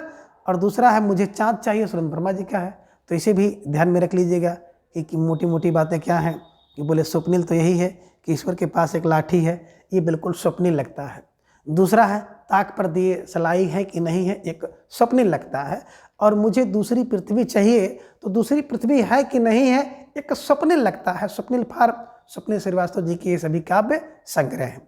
ठीक है, चलिए आगे आप देख पा रहे हैं जो अगले कवि हैं बद्री नारायण। अब बद्री नारायण जी की बात करें तो इनका पहला काव्य संग्रह है सच सुने कई दिन हुए, दूसरा है शब्द पदीयम, तीसरा है खुदाई में हिंसा। ठीक है ना। तो अब देखिए यहाँ पे जब भी बद्री नारायण जी की बात आती है तो बद्री नारायण को हम बद्री से जोड़ते हैं। बद्री मतलब बरखा, कहते हो ना, वर्षा, वर्षा, बरखा, बरसात के समय में। ठीक है ना। तो अब बरसात हो रही है, खूब घनघोर बदरी हो गई है, तो सच सुने कई दिन हुए। क्यों? क्योंकि बदरी हो रही है तो बरसात इतना ज़्यादा हो रहा है कि लाइन का जो तार वगैरह है सब टूट गया है, कल्पना करिए, और अखबार नहीं आ रहा है लगातार कई दिन बदरी, तो सच सुने कई दिन हो जाते हैं क्योंकि टीवी समाचार देख नहीं पा रहे हम लोग। तो इस तरह से आप कह सकते हैं कि सच सुने बदरी में सच सुने कई दिन हो गया, किसी से मुलाकात भेंट नहीं हो रही है तो आपको सच का सुना जो समाचार है वो नहीं मिल पा रहा बदरी में। शब्द पदीयम, शब्द पदीयम माने शब्दों का जो पदीयम है, पद है, वो बदरी में नहीं सुनाई दे रहा है। तो शब्द पदीयम क्या हो गया, बदरी में नहीं सुनाई दे रहा है। ठीक है ना। और खुदाई में हिंसा हो गई बदरी में। तो बदरी में देखे होंगे जब जरा सा बरसात होता है तो आमतौर पर गाँवों में क्या हो जाता है कि किसी के दरवाजे का, द्वार का, छत का पानी जब आता है दूसरे के दरवाजे से होकर के, तो रोकते हैं बरसात के पानी को, है ना। जरा सा बारिश हो जाती है तो समझिए वहाँ पे हिंसा होने की संभावना बढ़ जाती है, क्योंकि दूसरे का बरसात का पानी लोग रोकते हैं। और जब बरसात का पानी रोकते हैं तो मान लो कोई खुदाई कर रहा होगा नाली उली के लिए, तो वही कह रहे हैं बरसात में, बदरी में, खुदाई में हिंसा हो जाती है। जब बरसात हुई तो नाली खुदाई हो रही थी और खुदाई में जो है विरोध हो गया हो, मार हो गया, तो खुदाई में हिंसा होगी। ऐसा मोटा माटी क्लू बना लीजिएगा। क्या बनाया कि सर बदरी हुई तो बदरी में सच सुने कई दिन हो गए, बदरी में शब्द पदीयम होता है, बदरी में खुदाई कोई करता है तो हिंसा हो जाती है। ऐसे मोटा माटी क्लू बना लीजिएगा और आसानी से याद करने का प्रयास करिएगा। ठीक है, चलिए अगले जो कवि हैं वो हैं नीलय उपाध्याय, और इनका पहला काव्य संग्रह है अकेला घर हुसैन का, दूसरा है कटौती। कैसे दिमाग में रखेंगे तो देखिए नीलय, नीलय माने खुद ही होता है आलय, भवन, घर, निकेत। ठीक है ना। तो देखिए नीलय, नीलय, नीलय फार, नीलय, नीलय फार अकेला घर हुसैन का, नीलय अकेला घर हुसैन का, नीलय है घर है, घर है तो अकेला घर हुसैन का, और नीलय है तो कटौती करेंगे। कटौती किस में होती, बोले भैया घर बनवाने में, नीलय में, है ना, कटौती होती है। ये आप कह सकते हो कि जो नीलय उपाध्याय है वो कटौती करते हैं, है ना। तो नीलय उपाध्याय क्या है, अकेले घर हुसैन के जाते हैं, अकेले घर नीलय उपाध्याय जाते हैं और किसके, हुसैन घर, और कटौती कर देते हैं। ठीक है, ऐसे दिमाग में रख लीजिएगा तो आपको याद करने में आसानी होगी। ठीक है, अभी आपने देखा था ऊपर स्वप्निल श्रीवास्तव को, और यहाँ पर हैं अगले जो कवि एकांत श्रीवास्तव। काव्य संग्रह है मिट्टी से कहूँगा धन्यवाद, दूसरा है नागरिक व्यथा, तीसरा है अन्य है मेरे शब्द। कैसे दिमाग में बैठाया जाए तो देखिए एकांत की बात करें, एकांत श्रीवास्तव को हम लोग हमेशा एकांत ही कहते हैं। वागार्थ वगैरह हमने कहा है ना, वागार्थ एकांत में करो, तो वही है। एकांत की बात आती है तो मिट्टी से कहूँगा धन्यवाद, है ना। कब, बोले जब एकांत में रहूँगा तो क्या कहूँगा, मिट्टी से कहूँगा धन्यवाद। दूसरा क्या है, एकांत में रहूँगा तो नागरिक की व्यथा सुनूंगा या नागरिक की व्यथा कहूँगा, और अन्य है मेरे शब्द। ठीक है ना। अन्य कुछ मेरे शब्द हैं जिसे मैं एकांत में कहूँगा, तो अन्य है मेरे शब्द, इसे मैं एकांत में कहूँगा। तो एकांत फार एकांत श्रीवास्तव की ये सभी प्रमुख काव्य संग्रह हैं। ठीक है ना। फिर देखिए एकांत में एकांत फार एकांत श्रीवास्तव, एकांत में मिट्टी से धन्यवाद कहूँगा, एकांत में नागरिक की व्यथा सुनूंगा, नागरिक की व्यथा सुनूंगा और नागरिक से व्यथा कहूँगा, एकांत में अन्य है मेरे शब्द ऐसा कहूँगा। एकांत फार एकांत श्रीवास्तव जी की ये सभी काव्य संग्रह हैं। ठीक है, चलिए आगे आप देख पा रहे हैं बोधिसत्व, अगले कवि हैं और इनका काव्य संग्रह है सिर्फ कवि नहीं 1991 में, दूसरा है हम जो नदियों का संगम है वर्ष 2000 में, तीसरा है दुख तंत्र 2004 में, चौथा है खत्म नहीं होती है बात 2010 में। सबको कैसे दिमाग में बैठाया जाए तो मोटा मोटा एक क्लू बनाना पड़ेगा, बोधि, बोधि सत्य, सत्य, सत्य। अब बोधि, बोधि माने ज्ञान, सत्य माने सत्य का ज्ञान क्या है, सिर्फ कवि ही नहीं जानते हैं। तो बोधिसत्व सिर्फ कवि ही नहीं है, है ना। हम जो नदियों का संगम देखते हैं वहाँ भी बोधिसत्व है, बोधिसत्व कहाँ है? हम जो नदियों का संगम देखते हैं वहाँ भी है। दुख तंत्र है, दुखों का ढेर सारा तंत्र है और उस तंत्र का भी बोध होना चाहिए। खत्म नहीं होती है बात, इसका भी बोध होना चाहिए। तो मोटी माटी बात बोध है। बोध किसका? बोले सर बोध तो सिर्फ कवि का नहीं होना चाहिए। सिर्फ कवि नहीं बोध है ना। कोई व्यक्ति है जो सिर्फ कवि ही नहीं है, मुझे इसका बोध है। सिर्फ कवि नहीं है, बोध है। हम जो नदियों का संगम देखते हैं इसका भी बोध है। दुख का तंत्र है, ये भी बोध है। और खत्म नहीं होती है बात, इसका भी हमें बोध है। तो बोध फार बोधिसत्व की ये सभी प्रमुख काव्य संग्रह हैं, ऐसे दिमाग में रख लीजिएगा। ठीक है, चलिए आगे जो कवि आप देख पा रहे हैं उदय प्रकाश जी। और उदय प्रकाश जी बड़े महत्वपूर्ण कवि हैं। ढेर सारी इनकी रचनाएं जो परीक्षा में पूछी जाती हैं। ठीक है ना। तो पहला काव्य संग्रह सुनो कारीगर 1980 में। कबूतर आ कबूतर, तो आ कबूतर कबूतर आ कबूतर कबूतर 84 में, 1984 में। रात में हारमोनियम और का से कबूतर। ठीक है ना। अब इनको कैसे दिमाग में बैठाया जाए, क्या कि सुनो कारीगर, आ कबूतर कबूतर है ना, रात में हारमोनियम और का से कबूतर, कैसे दिमाग में रखें। तो उदय की बात जहाँ पे आएगी तो सबसे पहले आप दिमाग में रखिएगा उदय। अब उदय किसका हुआ? बोले सुनो कारीगर का उदय हुआ। तो देखिए कोई ढेर सारे कारीगर थे, तो उसमें क्या हो गया कि 80 कारीगरों का उदय हो गया। मैंने 80 ऐसे कारीगर थे जो निखर करके जिनकी प्रतिभा सामने आ गई। अब सामने आने का मतलब ही होता उदय हो गया। तो 80 80 80 क्या हो गया? सुनो 80 कारीगर का उदय हो गया। और क्या है? आ कबूतर और कबूतर का उदय हो गया। आ कबूतर और कबूतर का उदय कितना हुआ? बोले 84। ठीक है ना। रात में हारमोनियम कोई बजाएगा तो उसके स्वर का भी उदय होगा। तो रात में हारमोनियम बजाओगे तो उसका भी उदय होगा, उसके स्वर का उदय होगा, लोग जानेंगे। और का से कबूतर, का से कबूतर, का से कबूतर का उदय होता है। उदय होते हैं मैंने कबूतर उगते हैं, उड़ते हैं, ऐसे दिमाग में रख लीजिएगा, है ना। तो यानी कि जो उदय की बात आती है तो कबूतर आ कबूतर कबूतर और कबूतर कारीगर, है ना, रात में हारमोनियम। ठीक है ना। तो अब ये भी कह सकते हो कि उदय प्रकाश ने क्या किया? बुलाया सुनो कारीगर। उदय प्रकाश ने क्या किया? कबूतर आ कबूतर और कबूतर कबूतर आ कबूतर करते हैं कौन? उदय प्रकाश। रात में हारमोनियम बजा दिए कौन? उदय प्रकाश। और का से कबूतर, उदय प्रकाश। उदय प्रकाश की सभी रचनाएं हैं और बड़ी महत्वपूर्ण रचनाएं हैं, दिमाग में रख लीजिएगा, परीक्षा में पूछी जाती हैं। ठीक है ना। और इस बार भी पूछे जाने की संभावना बन सकती है। चलिए आगे आप देख पा रहे हैं बड़े महत्वपूर्ण कवि हैं प्रयाग शुक्ल जी। पहला काव्य संग्रह है यह लिखता हूँ। दूसरा है बीते कितने बरस। तीसरा है कविता 93 है ना। कैसे दिमाग में रखें? तो देखिए यहाँ पे प्रयाग की बात करिए भैया। प्रयाग को सब लोग जान रहे हैं, शिक्षा का गढ़ है ना। प्रतियोगी छात्र प्रयाग में आपको ढेर सारे दिखाई देंगे। तो प्रयाग को जब भी हम देखते हैं तो प्रयाग से ही, प्रयागराज से ही हम इसको क्लू में रखते हैं। और है ना, तो भैया प्रयाग की बात आ जाएगी तो क्या है?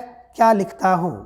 देखिए लिखता हूँ, है ना, तो ये क्यों करिए, लिखता हूँ तो पढ़ता भी होगा। तो प्रयाग में क्या है? यह लिखता हूँ, यह लिखता हूँ, यह पढ़ता हूँ। कहाँ पढ़ता हूँ? पढ़ता लिखता हूँ भैया, यह लिखता पढ़ता हूँ। तो प्रयाग में तो कोई व्यक्ति है ना, वह कहाँ पर है? प्रयाग में लिखता हूँ, प्रयाग में पढ़ता हूँ, प्रयाग में लिखता हूँ। तो दिमाग में रखिएगा। और मेरे ढेर सारे व्यूवर्स, मेरे ढेर सारे साथी, मेरे ढेर सारे भाई बहन प्रयाग में इस समय तैयारी कर रहे हैं, तो उनके लिए एक बार शुभकामना देंगे कि जल्द से जल्द आप लोग सिलेक्शन लें। ठीक है ना। तो प्रयाग में क्या है? बोले भैया प्रयाग में यह लिखता हूँ। दूसरा है बीते कितने बरस। कितने बरस बीत गए भाई प्रयाग में आपको पढ़ते लिखते, है ना। कोई 4 वर्ष से है, कोई 3 वर्ष से है, कोई 10 वर्ष से है, कोई 20 वर्ष से होगा। तो कितने बरस बीते? बोले प्रयाग में कितने बरस बीते। और कविता 93। ठीक है ना। तो 93 कविता, है ना। कोई प्रयाग में है तो प्रयाग में रह करके उन्होंने 93 यानी कि 93 कविता लिख दिया। ऐसे दिमाग में रख लीजिएगा, 93 कविता प्रयाग में। ठीक है ना। तो क्या है? प्रयाग फार प्रयाग शुक्ल, यह लिखता हूँ प्रयाग से। बीते दिन बरस, कितने दिन बीत गए प्रयाग में तैयारी करते करते, पता नहीं। और कविता 93 नई नई कविताएं होंगी। ठीक है ना, प्रयाग में। ठीक है, ऐसे दिमाग में रख लीजिएगा। अगले कवि हैं रमेश चंद्र शाह जी, और इनका पहला काव्य संग्रह है कछुए की पीठ पर। दूसरा है हरिश्चंद्र आओ। तीसरा है नदी भागती आई। चौथा है प्यारे मुचकुंद। और पांचवा है देखते हैं शब्द भी अपना समय। देखते हैं शब्द भी अपना समय, कैसे दिमाग में रखेंगे? देखिए रमेश चंद्र शाह।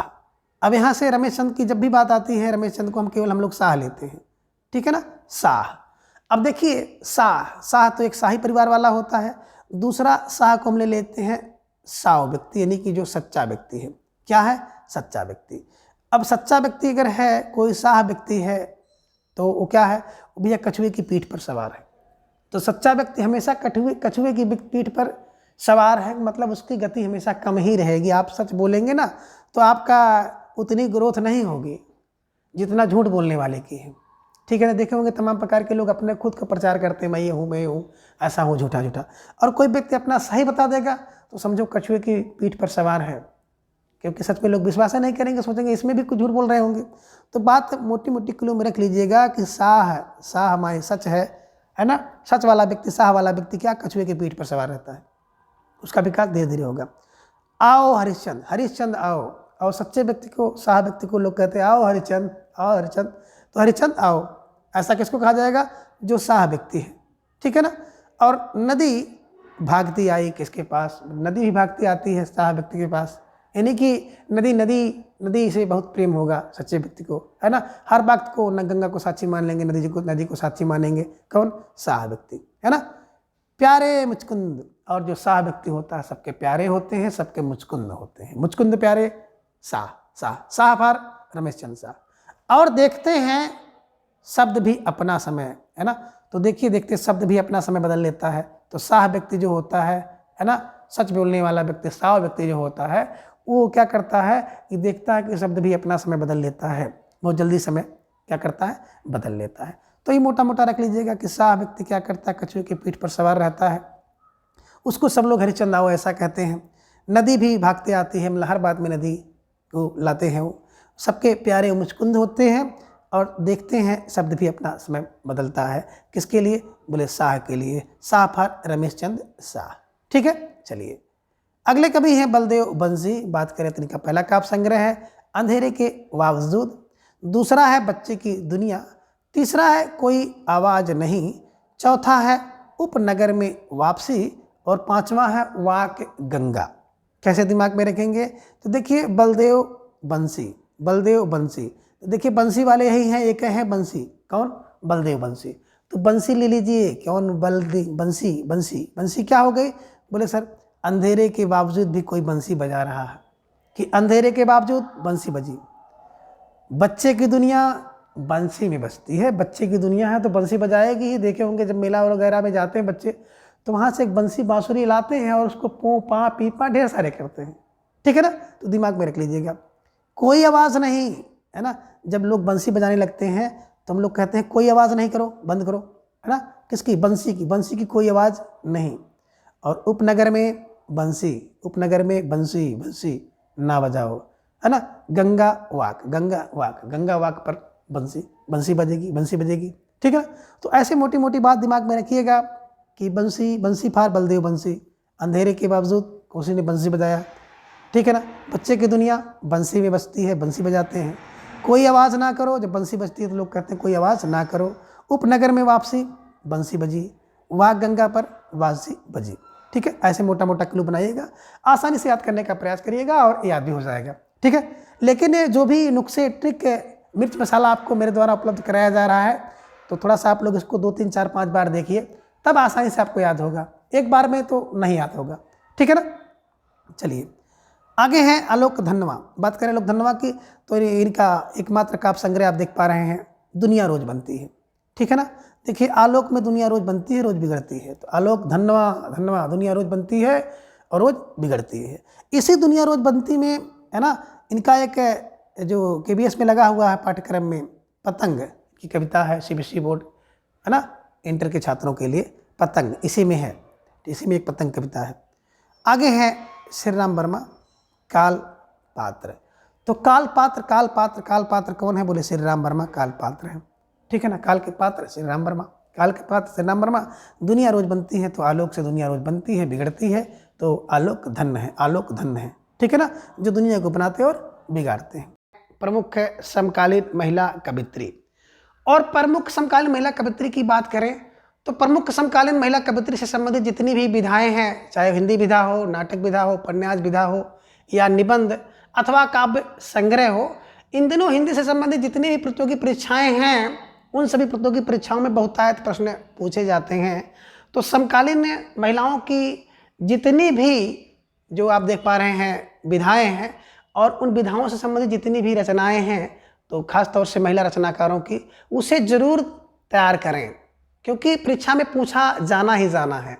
चलें अब हम लोग यहाँ पर देखते हैं कि कवित्री एक तरफ और दूसरी तरफ काव्य संग्रह, जिनमें पहली कवित्री हैं कात्यायनी जी, उनका काव्य संग्रह है चेहरों पर आँच, दूसरा है सात भाइयों के बीच चंपा, और तीसरा है इस पौरुषपूर्ण समय में, चौथा है जादू नहीं कविता, पांचवा है राख अंधेरे की बारिश में, और छठा है फुटपाथ पर कुर्सी। कैसे दिमाग में बैठाया जाए, तो एक क्लू आपको निकालना पड़ेगा, ठीक है ना।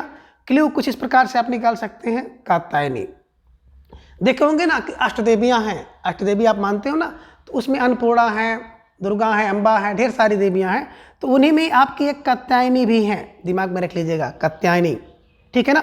अब कात्यायनी माँ की, कात्यायनी देवी की अगर कृपा है तो चेहरे पर आँच नहीं होगी। चेहरे पर आँच कब नहीं होगी, बोले भाई भैया जब कात्यायनी की कृपा है तो चेहरे पे आँच कैसी आँच, अर्थात चेहरे पर आँच नहीं।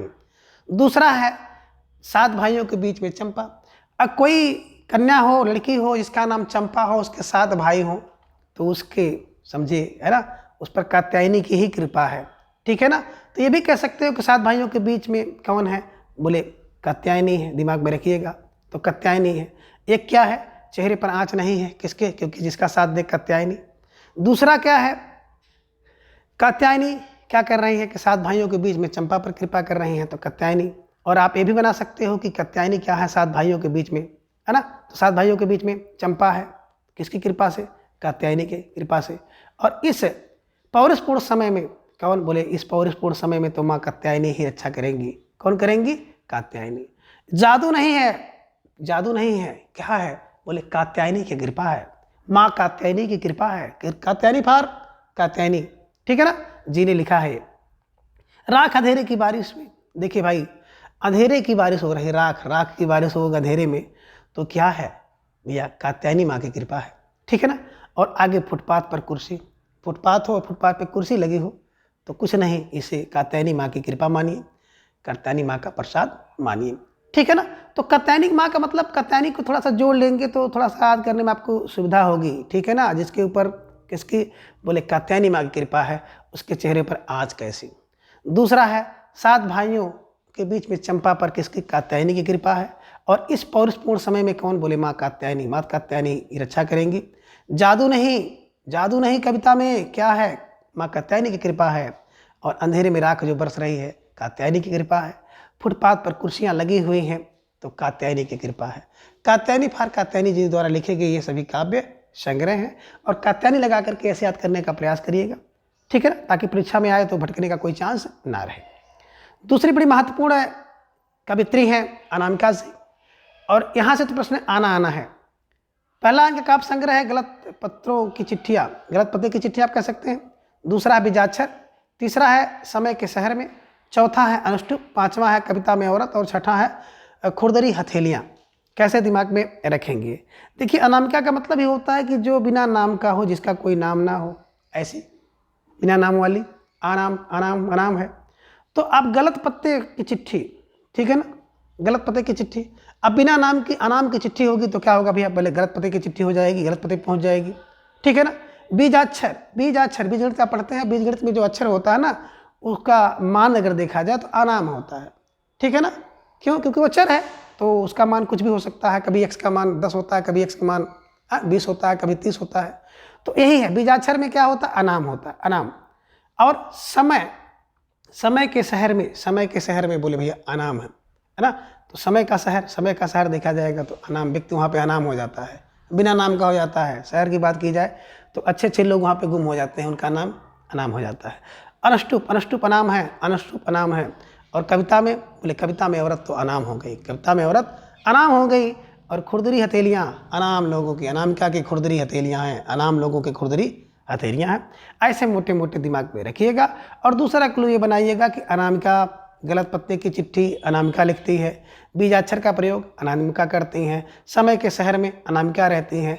अनुष्टुप अनुष्टुप अनुष्टुप अनुष्टुप क्या करती हैं, अनुष्टुप छंद प्रयोग अनामिका करती हैं। कविता में औरत अनामिका हैं। अब कविता में औरत की बात अनामिका करती हैं। और खुरदरी हथेलियाँ है ना, तो खुरदरी हथेली किसकी बोले, अनामिका की। खास तौर से गलत पते की चिट्ठियाँ अनामिका की, कविता में औरत अनामिका की, और खुरदरी हथेलियाँ अनामिका की। ध्यान रखिएगा, ये पूछा जाता है, आ भी सकता है। और अगला है अनुष्टुप, ठीक है, तो ध्यान में रखिएगा, यहाँ से प्रश्न बनने की संभावना बनती है, ठीक है। अगले जो कवित्री हैं नीलेश रघुवंशी, बात करें तो इनका पहला काव्य संग्रह है घर निकासी 1997, दूसरा है पानी का स्वाद, ठीक है ना। अब क्या करेंगे, देखिए नीलेश रघुवंशी, कह रहे नीलेश और रघुवंशी, नीलेश रघुवंशी। घर से निकासी देखे होंगे रघुवंशी की होती है, रघुवंशी राम जी की होती है। और तो जरा आप रास्ते में जाते हैं तो उन्हें पानी का स्वाद नहीं मिलता है। मोटा मोटा ऐसे क्लू बना लीजिएगा कि कौन, नीलेश को मिथिलेश भी कह सकते हैं, मिथिलेश निशिता जी, ठीक है ना। तो अब क्या होता है, रघुवंशी, तो नीलेश मिथिलेश मिथिलेश नीलेश रघुवंशी। जब घर से निकासी होती है तो क्या करते हैं, रास्ते में जो पानी मिलता है उस पानी का स्वाद नहीं मिलेगा। तो ऐसे दिमाग में रख लीजिएगा कि नीलेश और रघुवंशी को क्या होता है, घर निकासी के समय पानी का स्वाद नहीं मिलता है। पानी का स्वाद किसे नहीं मिलता है, नीलेश रघुवंशी को। घर से निकासी किसकी होती है, नीलेश रघुवंशी को। ऐसे दिमाग में रखिएगा, ठीक है। अगली कवित्री हैं इंदु जैन जी, और इनका पहला काव्य संग्रह है आँख से भी छोटी चिड़िया। दूसरा है हमसे पहले भी लोग यहाँ थे। तीसरा है हवा की मोहताज क्यों रहूं। चौथा है कौन तेरा कौन सा। और पांचवा है कुछ ना कुछ टकराएगा जरूर। कैसे दिमाग में रखें, देखिए इंदु जैन क्या है, कह रहे हैं कि इंदु जब आती हैं तब क्या करती हैं, आँख से छोटी चिड़िया लाती हैं, आँख से भी छोटी चिड़िया लाती हैं, ठीक है ना। और क्या होती हैं, इंदु जब आती हैं हमसे पहले लोग वहाँ आ जाते हैं। तो इंदु जब आएंगी हमसे पहले वहाँ आएंगी, हमसे पहले लोग आ जाते हैं। और क्या है, बोले इंदु हवा की मोहताज हैं। जब आती हैं तो इंदु क्या हो जाती हैं, इंदु हवा की मोहताज हो जाती हैं। हवा की मोहताज क्यों रहूं, ठीक है ना। और इंदु जब आती हैं कहती कौन तेरा सा कौन तेरा सा कौन तेरा सा, ये बात इंदु कहती हैं। और कुछ ना कुछ टकरा ही जाएगा जरूर, किससे, इंदु से। तो दिमाग में रख लीजिएगा, भले इंदु क्या कर रही हैं, छोटी सी छोटी चिड़िया लेकर आती हैं, सबसे पहले आ जाती हैं, हवा की मोहताज भी नहीं रहती है, कौन तेरा स्पष्ट कर देती हैं, फिर भी कुछ ना कुछ उनसे टकरा ही जाता है, जरूर टकरा ही जाएगा। ऐसी बातें दिमाग में रख लीजिएगा कि कोई इंदु हैं, वो क्या करती हैं, आंखों से छोटी मछली को लाती हैं, है ना, सबसे पहले भी आ जाती हैं, हवा की मोहताज भी नहीं रहती हैं, कौन तेरा है स्पष्ट कर देती हैं, फिर भी कुछ ना कुछ टकरा ही जाता है। किससे, बोले इंदु जैन से, यानी कि इंदु जैन जी की ये सभी जो काव्य संग्रह हैं, ठीक है। चलिए मैत्री पुष्पा। अब मैत्री पुष्पा जी की बात करें तो बड़ी नामी गिरामी कवित्री हैं, और इनका जो काव्य संग्रह आप यहाँ पे देख रहे हैं लकीरें, ठीक है ना। तो मैत्री पुष्पा, ठीक है, मित्री और पुष्प की लकीरें, ठीक है ना। देखे होंगे एक लंबी लकीर होती है मित्रता की, तो मित्रता की लकीरें जानते हैं, ठीक है ना, जल्दी मिटती नहीं है, इसे दिमाग में रख लीजिएगा। आगे है गगनगिल, एक दिन लौटेगी लड़की, अंधेरे में बुढ़ा, यह आकांक्षा समय नहीं, थपक थपक दिल थपक थपक। तो दिमाग में कैसे रखेंगे, देखिए गगन माने आकाश, ठीक है ना। तो गगन से एक दिन कौन लौटेगी, लड़की लौटेगी।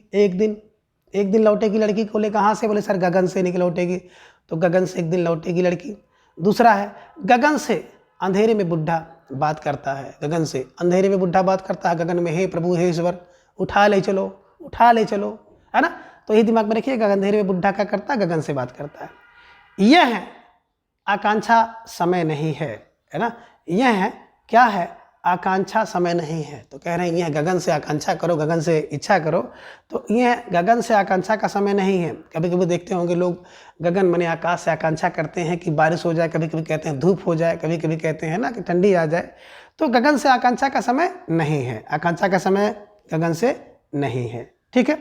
थपक थपक दिल थपक थपक, तो थपक थपक थपक थपक का जब कोई चीज़ हम लोगों को कष्ट करती है, दिल में कुछ खुन्नस होती है, कोई दुख दर्द होता है, तो दिल को थपक थपक करके आप गगन की तरफ देखते हैं। ऐसे मोटा मोटा किलो बनाइएगा, थपक थपक दिल करके गगन की तरफ देखते हैं, ईश्वर की तरफ, है ना। तो दिमाग में ही रख लीजिएगा कि गगन से एक दिन, है ना, एक दिन लौटेगी लड़की, गगन की तरफ अंधेरे में मुँह करके बुढ़ा बात करता है, यह गगन से आकांक्षा का समय नहीं है। और थपक थपक दिल जब रोता है तो गगन की तरफ देखता है।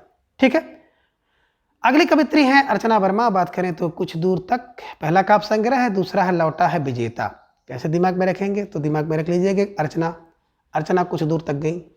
अब कुछ दूर तक कौन गई, अर्चना गई, तो देखिए कि लौटा है विजेता, तो लौटा है विजेता। ठीक है, दिमाग में रख लीजिएगा कि अर्चना कुछ दूर तक गई तो देखती है अर्चना कि लौटा है विजेता। लौटा है विजेता कौन देखा, अर्चना, अर्चना देखी है, इसे दिमाग में रख लीजिएगा। इन्हीं की अर्चना वर्मा जी की ये सभी रचना है। ठीक है, आगे है जो अगली कवित्री हैं पद्मा सचदेव, मेरी कविता मेरे गीत।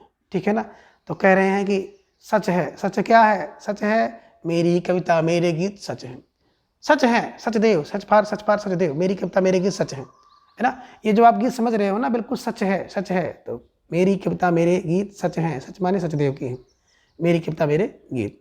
अगली बड़ी प्रसिद्ध कवित्री हैं जया जादवानी। इनका पहला काव्य संग्रह है मैं शब्द हूँ, दूसरा है अनंत संभावनाओं के बाद भी। अब कैसे दिमाग में रखें, तो दिमाग में रखिएगा कि मैं शब्द हूँ, तो जया, जया माने जय, जय क्या है, शब्द है, तो मैं शब्द हूँ, जय जय जय जय जय का, मैं जय जय का शब्द हूँ। और अनंत संभावनाओं के बाद भी क्या होता है, जया होता है, जया व्यक्ति जया होता है, विजयी होता है, जय होता है। तो दिमाग में ऐसे रख लीजिएगा, जय ऐसे नहीं होती जय, मैं शब्द हूँ, जय में, जया में शब्द है, और जया में क्या है, अनंत संभावनाओं के बाद भी क्या होता है, जया जया ही रहता है। यानी कि अनंत संभावनाएं किसमें है, तो बोले जया में, ऐसे दिमाग में रख लीजिएगा।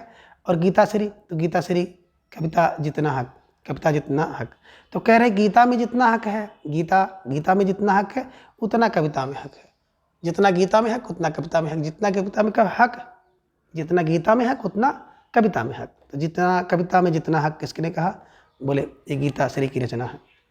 नीरजा माधवा, प्रथम में छंद से स्वप्न, और दूसरा है प्यार लौटना चाहेगा, तीसरा है प्रस्थान त्रयी। कैसे दिमाग में रखें, तो मोटी मोटी क्लू बनाइए।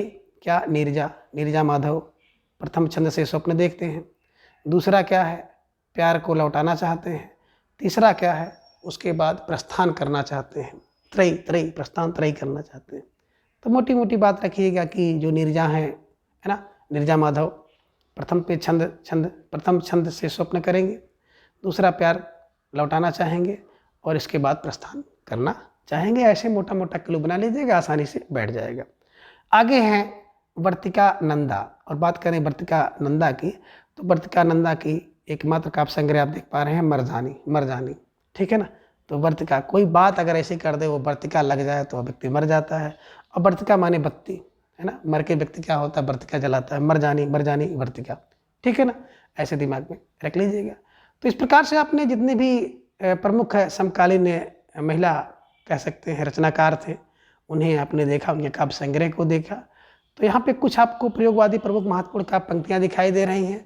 तो इन पंक्तियों को हम लोग यहाँ पर नहीं देखेंगे, बल्कि कवि और उनकी पंक्ति वाली क्लास मैंने यूट्यूब पर एक प्लेलिस्ट के द्वारा अपलोड कर दिया है। कुल लगभग 14 भाग में है, जो कि बिल्कुल सुंदर तरीके से, अद्भुत ट्रिक से हमने उसको लोड कराया है। तो आप जाकर वहाँ पर देख सकते हैं, और आसानी से जितने भी प्रमुख कवि हैं और जितनी भी उनकी प्रमुख काव्य पंक्तियाँ हैं वहाँ से आप याद कर सकते हैं। तो आज के इस वीडियो में बस इतना। अगले वीडियो में फिर हम इसके अगले भाग को जानेंगे। तब तक के लिए धन्यवाद, नमस्कार, बाय।